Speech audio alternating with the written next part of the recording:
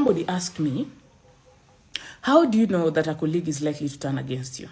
Now, this is something that most people do not ask, but the signs are normally there. Just like in a relationship, the red flags are there. But then most of the time we ignore them because, or we throw them under the rug and we do not, act on them.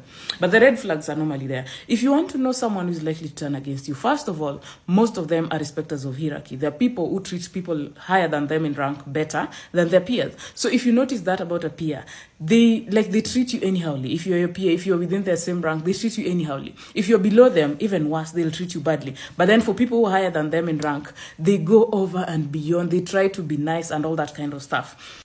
The other indicator is people who do not like being associated with you in public, but then in private, they make you feel like you're their friend. They come close, they give you, they give you the best advices. You feel, at some point, you even feel like, this is my friend. And sometimes when you go, like, let's say, where everyone else is, and you try mentioning that, last night we were with so-and-so, and we were talking about this and this, they quickly, they do not even want to chime in. They quickly, turn the story. They do not want to associate with you. People like those, most probably, they're talking ill behind your back.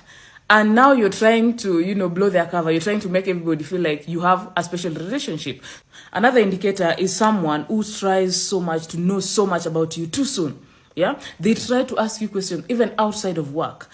But then they do not share anything about themselves. They want to know even where you live, but then they do not tell you where they live. They go further. There are instances where someone does not share that information, but then there's that case where someone goes further to even ask you, what this, and that. They're trying to get ammunition, things about you. So someone like that is likely an op, and that person is likely to turn against you. Another one is when they subtly discredit your work or something about you. Let's say you're somewhere, and this is actually very common in the social life. When someone, say in my case, someone be like, she makes her hair so well, but then your hater will be like, her hair is always well made, but then ni weave, so they'll always have something to discredit you with. Even when it comes to your work, you will be seated somewhere and someone acknowledges, Lydia is so good in Excel, but then they will be like, she's so good in Excel, only if she could have been better in her presentations, she'd be so far right now. So they find ways of discrediting you. They find ways of letting everyone else know things about you that maybe no one else had discovered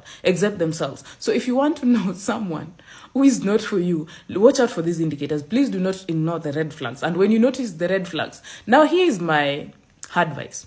Normally, I'm very ruthless to people who are manipulative. So I will not tell them the first time it happens. I will not try to, make them know that I've understood their game. So once you've understood the game, what they're trying to play on you, that's your superpower. Have it. Know it. Have it at the back of your mind. So when they ask you something about yourself, lie to them. Send the spirit of confusion their way.